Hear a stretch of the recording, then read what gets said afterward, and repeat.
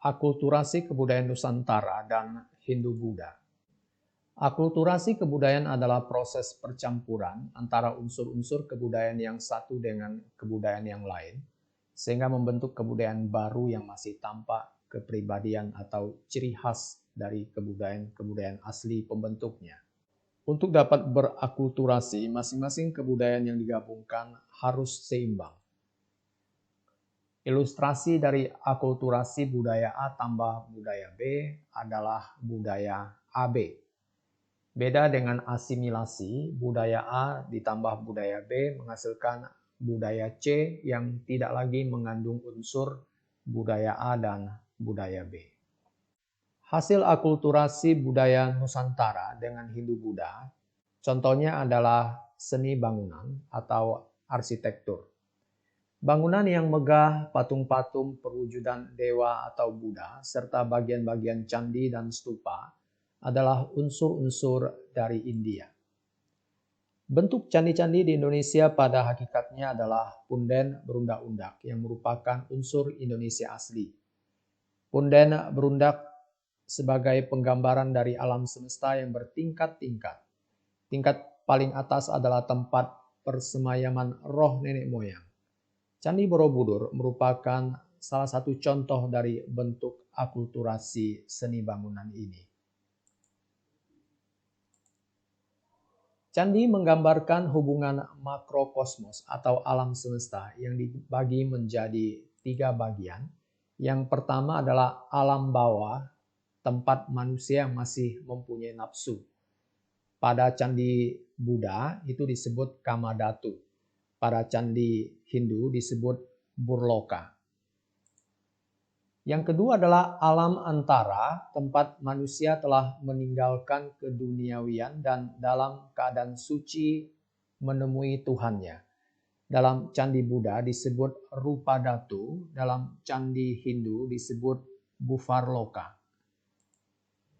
Alam atas tempat dewa-dewa di dalam Candi Buddha digambarkan dengan Arupadhatu, sedangkan pada Candi Hindu digambarkan dengan Svarloka. Yang kedua adalah seni rupa dan seni ukir. Relief yang dipahatkan pada dinding-dinding pagar langkan di Candi Borobudur, yaitu berupa relief riwayat Sang Buddha, ini berasal dari budaya India. Sedangkan relief di sekitar Sang Buddha terdapat lingkungan alam Indonesia seperti rumah panggung dan burung merpati berasal dari Indonesia. Demikian pula dengan hiasan relief Kalamakara asli dari Indonesia dengan dasar motif binatang dan tumbuh-tumbuhan yang disucikan, oleh karena itu dilukiskan di dalam relief. Yang ketiga adalah seni pertunjukan. Gamelan merupakan satu di antara seni pertunjukan asli bangsa Indonesia sebelum masuknya budaya India.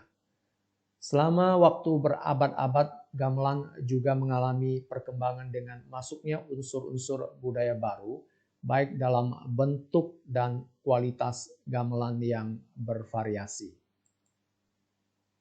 Yang keempat adalah seni sastra dan aksara. Baratayuda yang digubah oleh Empu Sedah dan Empu Panuluh pada masa kerajaan Kediri dalam bahasa Jawa kuno adalah saduran terjemahan berasal dari kitab Mahabharata karya Vyasa di India dalam bahasa Sanskerta. Cerita dalam pertunjukan wayang berasal dari Mahabharata dan Ramayana yang berasal dari India. Tetapi wayang kulitnya asli dari Indonesia. Seni pahat dan ragam hias yang ada pada wayang kulit disesuaikan dengan seni Indonesia. Tokoh wayang khas Indonesia seperti Semar, Gareng, dan Petruk tidak ditemukan di India. Perkembangan seni sastra dengan huruf Pallawa dari India, misalnya dalam karya-karya sastra Jawa kuno yang berasal dari Indonesia. Ada prasasti dengan huruf Nagari yang berasal dari India dan huruf Bali kuno dari Indonesia. Yang kelima adalah sistem kepercayaan.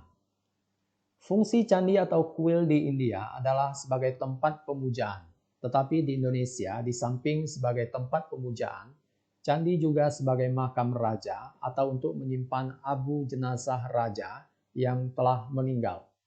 Oleh karena itu, peripih tempat penyimpanan abu jenazah raja didirikan patung raja dalam bentuk yang mirip dengan dewa yang dipuja oleh sang raja ketika dia masih hidup.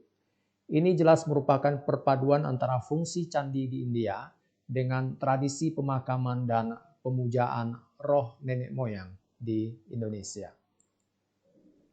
Bentuk bangunan lingga dan yoni juga merupakan tempat pemujaan terutama bagi orang-orang Hindu Shiva.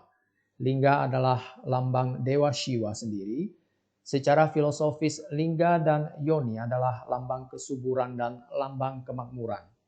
Lingga lambang laki-laki dan yoni adalah lambang perempuan dalam sistem kepercayaan ini. Sistem pemerintahan. Sebelum pengaruh India masuk Indonesia, rakyat mengangkat seorang kepala suku yang sudah tua atau senior, arif, dapat membimbing dan memiliki kelebihan-kelebihan tertentu termasuk dalam bidang ekonomi, berwibawa, serta memiliki semacam kekuatan gaib atau sakti. Setelah pengaruh India masuk, maka kepala suku tadi diubah menjadi raja dan wilayahnya disebut kerajaan.